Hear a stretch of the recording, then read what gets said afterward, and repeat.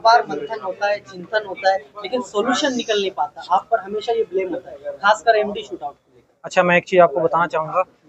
सबसे पहले मैं आपको ये बताना चाहूँगा कि आज जो मीटिंग हुई थी 16 जुलाई 2025 को हमारी MSCDCL हेड ऑफिस में मीटिंग हुई थी, जहाँ पर ऑनरेबल MP मैडम ने मीटिंग ली थी और वहाँ पर डायरेक्टर ऑपरेशंस अवेलेबल थे। कुछ मुद्दे वहाँ रेज किए गए थे। आज जो मीटिंग हुई थी ये ऑनरेबल MP मैडम ने उसकी फॉलोअप मीटिंग की थी। क्या हमारे पॉइंट्स वहाँ डिस्कस हुए थे और क्या क्या उस पर हम काम कर चुके हैं और क्या काम हमने अभी आगे करने हैं। जो मुद्दे वहाँ रेज किए गए थे मैं आपको पहले वो बता रहा हूँ, हमने क्या काम किया उस पर मैं बताऊँगा। एक मुद्दा वहाँ ये रेज किया गया था कि काफ़ी जगह पर वोल्टेज में कमी का कंप्लेंट किया गया था, जिसकी वजह से लोगों को दिक्कत आ रही थी पावर लूम चलाने में या उनके बिल में ज़्यादा आ रहा था।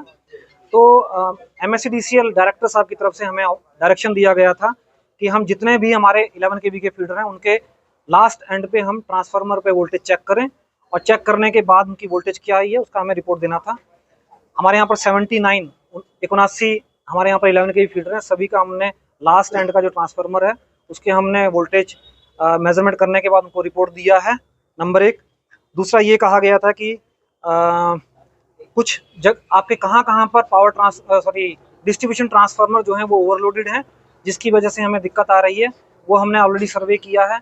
हमारे पास यहाँ पर 2666 डिस्ट्रीब्यूशन ट्रांसफार्मर्स हैं। इन 2666 डिस्ट्रीब्यूशन ट्रांसफार्मर्स में से 144 डिस्ट्रीब्यूशन ट्रांसफार्मर्स ऐसे हैं जहाँ पर कंज्यूमर जिनको हमने कनेक्ट किया हुआ है उनका टोटल और ट्रांसफार्मर का जो लोड है उसके हिसाब से 144 में हमें लोड बढ़ाने की ज़रूरत है और वो काम हम 31 मार्च तक कंप्लीट कर देंगे। आज तक हमने 271 ट्रांसफार्मर्स में डिस्ट्रीब्यूशन ट्रांसफार्मर्स को हमने ऐड किया है और 213 डिस्ट्रीब्यूशन ट्रांसफार्मर्स हमने कैपेसिटी बढ़ाया है, ऑगमेंटेशन हमने किया है। आज तक हम पावर ट्रांसफर सबस्टेशन या पावर ट्रांसफार्मर लेवल पर हमने 40 MVA का कैपेसिटी बढ़ाया है। पिछली मीटिंग जो 16 जुलाई को मुंबई में हुई थी MSCDCL ऑफिस में, उसके बाद से हमने साइने टेक्सटाइल और गोल्डन नगर यहाँ पर हमने 5-5 MVA का कैपेसिटी एडिशन किया, यानी कि टोटल 10 MVA का।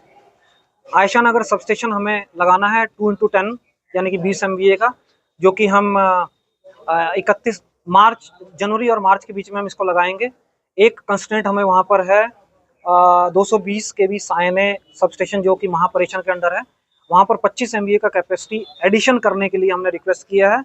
कैपेसिटी एडिशन हम एक्सपेक्ट कर रहे हैं कि जब तक हम अपना फील्ड का और सबस्टेशन का काम करते हैं तब तक वहाँ पर कैपेसिटी एडिशन हो जाएगा, जिससे कि हम ये स्मूथली इसको कमीशन कर पाएंगे। सर सुनिए ना, एक पहले मैं डिटेल इस तरीके से बताएंगे तो बहुत वक्त जाएगा और वैसे भी 2 घंटा मीटिंग चली है।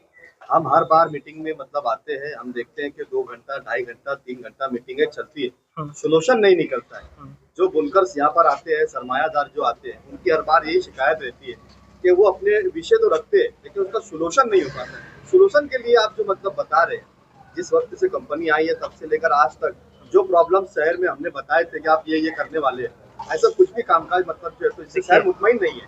मैं आपको जो आपने अभी बोला है, किसी भी कंज्यूमर की 2 टाइप की प्रॉब्लम हो सकती है, या तो उसको बिजली का कनेक्शन या उसको बिजली का बिल या फिर बिजली सप्लाई, ये 3 चीज़ें हैं मेन। मैं आपको ये जैसे बता रहा था, बिजली कनेक्शन की जहाँ तक बात है, हमने पिछले 5 सालों में 40 MVA का कैपेसिटी एडिशन किया है पावर ट्रांसफार्मर या सबस्टेशन लेवल पर। ट्रांसफार्मर लेवल पे या उसके नीचे जहाँ पे हमें कंज्यूमर को कनेक्शन देने की बात आती है, 271 हमने डिस्ट्रीब्यूशन ट्रांसफार्मर ऐड किए हैं, 213 डिस्ट्रीब्यूशन ट्रांसफार्मर की कैपेसिटी बढ़ाई है, जिसकी वजह से हम 19,000 कनेक्शन सिंगल फेज के दे पाए हैं पिछले 5 सालों में। 5 साल प्लस 31 जुलाई तक, और 3 फेज के हम 6,716 कनेक्शन दे पाए हैं, जिसमें कि पावर लूम के कनेक्शंस भी आते हैं 3 फेज में। बिल की जहाँ तक बात है, बिल की जहाँ पर भी किसी कंज्यूमर की पास्ट में कोई समस्या थी, वो समस्या आज की डेट में हम लगभग खत्म कर चुके हैं। आज जो समस्या रह गई है वो सिर्फ समस्या है कंज्यूमर के MD शूट की। MD शूट पे अभी डिटेल में चर्चा हुई थी MSCDCL ऑफिस में 16 जुलाई को, और अभी दोबारा से इसमें चर्चा हुई थी। MSED जो भी MD शूट के केसेस हैं 323 सिर्फ ऐसे कंज्यूमर्स हैं जिनकी MD शूट की प्रॉब्लम आज भी है और MD शूट की वजह से उन्होंने पैसा जमा नहीं किया है। इन सब का डाटा एनालिसिस करने के बाद जहां पर इनको बेनिफिट दिया जा सकेगा हम बेनिफिट देंगे और जहां बेनिफिट नहीं दिया जा सकेगा इनको कम्युनिकेट किया जाएगा।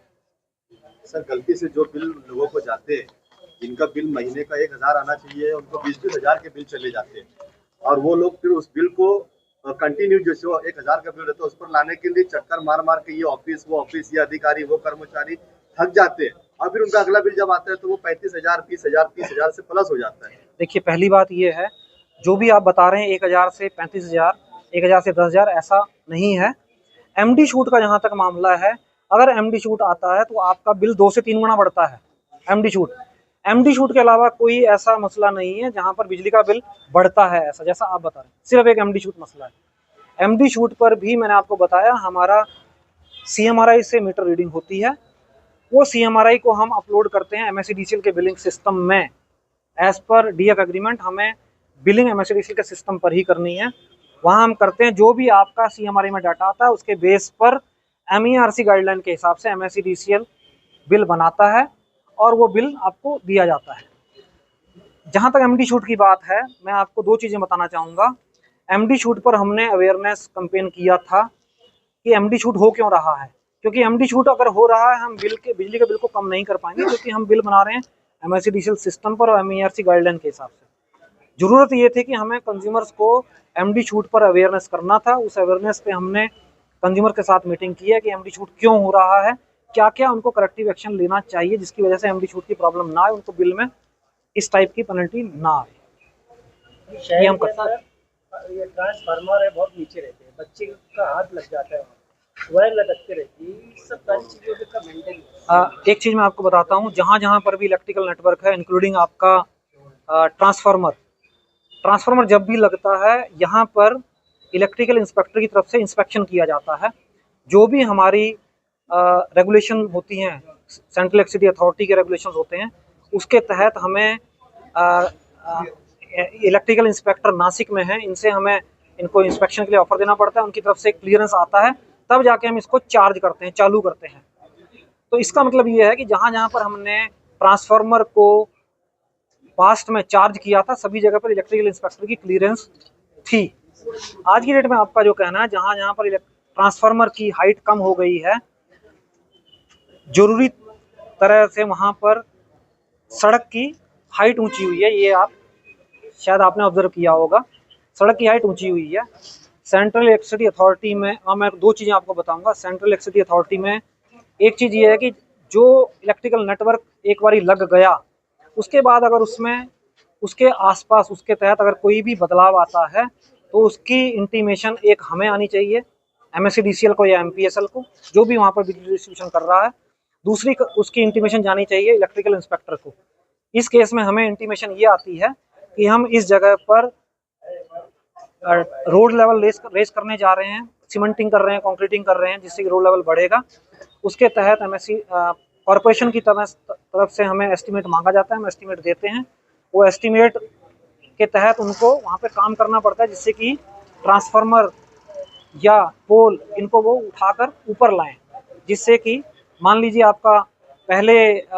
आपका इसका सड़क का लेवल 6 इंच बढ़ रहा है, तो आपको ट्रांसफार्मर का लेवल या पोल का लेवल 6 इंच बढ़ाना पड़ेगा। तो ये मैं आपको एक किसकी जिम्मेदारी है? आखिर में तो ये हो जाता है कि वो सब पोल नीचे हो जाते हैं, डीपी नीचे हो जाती है। मैंने आपको बताया कि जिस टाइम पर ये लगाया गया था उस टाइम पर इलेक्ट्रिकल इंस्पेक्टर से क्लियरेंस लिया गया है, जो मानक थे। लेकिन अभी ये प्रॉब्लम है तो इसको कैसे देखें? मैंने आपको ये बताया, इसको गौर कीजिए कि जब भी कोई भी बदलाव किया जाता है तो एक इंटीमेशन, जो भी बदलाव कर रहा है, जैसे इस केस में बदलाव हुआ कॉर्पोरेशन की वजह से, तो इसका एक इंटीमेशन जाएगा डिस्ट्रीब्यूशन कंपनी को और दूसरा इंटीमेशन जाएगा इलेक्ट्रिकल इंस्पेक्टर को। तो हमें इंटीमेशन आया था जिसके तहत हमने एस्टीमेट दिया था, बट उसके तहत वो पोल को रेज नहीं किया गया, जो कि कॉर्पोरेशन की तरफ से होना था। सर आप इस पर कार्रवाई करेंगे? हम लोग इसमें कॉर्पोरेशन से टेकअप कर रहे हैं कि जहाँ जहाँ पर रोड लेवल रेज हुआ है वहाँ पर पोल या ट्रांसफार्मर जो भी उनको रेज किया जाए, वो कॉर्पोरेशन की तरफ से किया जाएगा। सेंट्रल में जो पहले हमारा जो हेड ऑफिस स्क्वायर बिल्डिंग पर था, अभी वो वॉलफोर्ड कंपाउंड में शिफ्ट हुआ है। लगभग आधा 1 किलोमीटर मौसम पुल की तरफ हमने शिफ्ट किया है। कुछ परेशानी शायद कम होगी लोगों की। दूसरा मैं आपको ये बता दूं कि हमारे ऑलरेडी वर्धमान नगर और ओल्ड पावर हाउस में कंज्यूमर ग्रीवेंसेस को एड्रेस करने के लिए हमारे ऑफिसेज हैं। हमने एक चीज़ ये किया है कि ओल्ड पावर हाउस में हमारा एक customer relationship manager, customer relationship officer हमेशा बैठेगा, परमानेंटली बैठेगा। और दूसरा वहाँ पर 3 दिन हमारे कमर्शियल हेड जो हैं वो भी बैठेंगे, जिससे कि कंज्यूमर की जो भी ग्रीवेंसेस हैं, समस्याएं हैं, वो वहाँ पे दे सकें और हमारे आदमी उसको दूर कर सकें। सर, कुछ मामला में ये भी देखने में आया है कि नए कनेक्शन के लिए लोग अप्लाई करते हैं, डॉक्यूमेंट लिया जाता है, किचन का फोटो लिया जाता है, मगर मीटर नहीं दिया जाता। कुछ दिन के बाद एक टीम आती है और वहाँ पर जो है रेड करने के बाद पेनल्टी जो है वो भरने के लिए उन लोगों को नोटिस दी जाती है। बजाय मीटर देने के ये जो है आकर के जो है उन घरों पे जो है आकर के उनको पेनल्टी करते हैं। कहाँ तक दुरुस्त है? अगर वो डॉक्यूमेंट आपको दे रहा है तब मीटर देना तो आपकी जिम्मेदारी है। अगर आपने मीटर नहीं दिया तब उस कस्टमर की क्या गलती है? क्योंकि बिजली तो उसका राइट है, उसका हक है। जंगल में पड़ा है वो, तो उसका तो हक है ना। देखिए, जब भी कोई एप्लीकेंट न्यू कनेक्शन के लिए अप्लाई करता है, सबसे पहले उसको डॉक्यूमेंट देना जरूरी है। डॉक्यूमेंट में उसको ओनरशिप यानी कि 7/12 देना जरूरी है, और एक उसको जो उसकी यहाँ पे वायरिंग है जिसके लिए हम उसको कनेक्शन दे रहे हैं, एक वायरिंग सर्टिफिकेट उसका देना जरूरी है। इसके अलावा फॉर्म भरना या फोटोग्राफ, ये बड़ी नॉर्मल चीज़ें हैं। जहाँ कहीं पर भी कंज्यूमर की तरफ से ये डॉक्यूमेंट दिए जाते हैं वहाँ उसका कनेक्शन आगे प्रोसेस किया जाता है। जहाँ पर उसकी तरफ से डॉक्यूमेंट पूरे नहीं होते हैं उसको हमारी तरफ से एक SMS जाता है और इवन कॉल सेंटर की तरफ से कॉल जाता है कि आपके डॉक्यूमेंट में ये कमी है, इसको पूरा कीजिए। अब बात यह है कि जिन लोगों की तरफ से डॉक्यूमेंट पूरे हैं उनके यहाँ पर जो वायरिंग सर्टिफिकेट उसने दिया है और जो वायरिंग है ये कंप्लीट होनी चाहिए। जहाँ पर हम कनेक्शन नहीं दे पाते हैं वहाँ पर एक कारण ये हो सकता है कि आपकी तरफ से वायरिंग कंप्लीट नहीं है, कंज्यूमर की तरफ से वायरिंग कंप्लीट नहीं है। अगर वायरिंग कंप्लीट है हम कनेक्शन देंगे। दूसरा कारण ये है कि अगर उस प्रॉपर्टी पे, जिस प्रॉपर्टी पर आप कनेक्शन मांग रहे हैं, अगर उस प्रॉपर्टी पर पहले से कोई ड्यूज हैं तो उस ड्यूज को पे किए बिना उसको कनेक्शन नहीं दिया जा सकेगा। अब आपने जो बोला है कि उसके ऊपर विजिलेंस का बिल बन जाता है, विजिलेंस का बिल जहां कहीं पर भी बनता है, मैं आपको बताता हूं कि अगर कंज्यूमर ने एप्लीकेशन दिया, हमारी तरफ से उसको डिमांड दिया जा चुका है और डिमांड देने के बाद भी अगर उसने पेमेंट नहीं किया है, उस केस में हमारा उसको SMS भी जाता है, उसको कॉल सेंटर से कॉल भी जाता है। अगर उसके बावजूद भी कंज्यूमर डिमांड पे करने नहीं आता है तो हमारी तरफ से विजिलेंस की इंस्पेक्शन भी होती है। मैं आपको एक चीज़ ये बता देता हूँ, मेरे पास 1318 ऐसे केस हैं जहाँ पर डिमांड दिया गया और कंज्यूमर ने पेमेंट नहीं किया। 1318 केस। सर, कई जगह पर बाकायदा पैसा दिया गया, आप लोगों की दी हुई रिसिप्ट मौजूद है, उसके बाद भी पेनाल्टी मारी गई है। आप बोलिए तो मैं ऑफिस में ऐसे लोगों को आपको लाकर मिला दूंगा। ऐसा अगर कोई भी केस है, ऐसा कोई भी अगर केस है, ये केस आप ला सकते हैं जहां पर हमारे एंड पर किसी वजह से कनेक्शन रुका हुआ है।